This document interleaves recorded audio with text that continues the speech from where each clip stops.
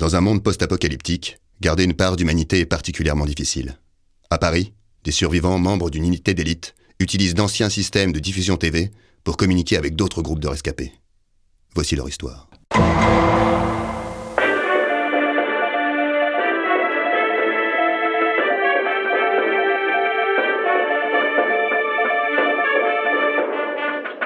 Mesdames, Mesdemoiselles, Messieurs, bonsoir, bienvenue dans cette nouvelle édition du 20h du Bunker. Aujourd'hui, des survivants habitant dans l'ancienne station de métro Place d'Italie nous ont rapporté la présence d'une nouvelle forme de mutant, une sorte de mélange mi-homme, mi-taupe.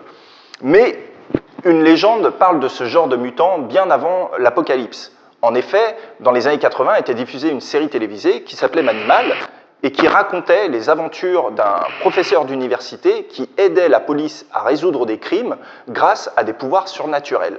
En effet, il avait la capacité de se transformer en n'importe quel animal. Pour en parler, nous sommes en duplex avec La Surface, où nous retrouvons notre reporter zombie, Jean-Michel Heutenbrock.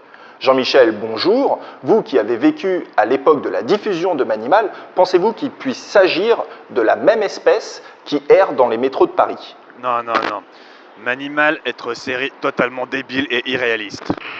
Certes, mais à l'époque peut-être, mais depuis la fin du monde tel que nous le connaissions, de nouvelles formes de vie ont fait leur apparition, comme les mutants ou les zombies, comme vous par exemple, mon cher Jean-Michel. Jean-Michel sait qu'il existe des mutants ou des licornes cannibales, mais rien à voir.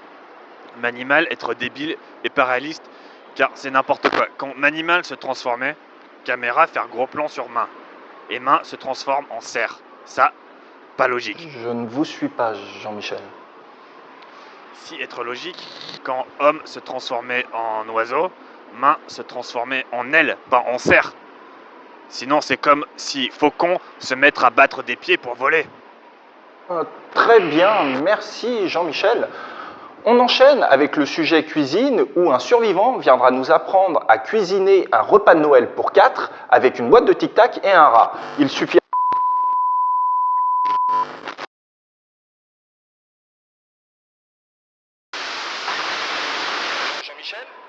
Jean-Michel, vous m'entendez? Surtout, ne bougez pas, on nous signale la présence d'une meute de licornes cannibales dans votre secteur. Surtout, bougez pas, on sait qu'elles adorent la viande, surtout celle qui est pourrie, un peu comme vous, donc tu bouges pas.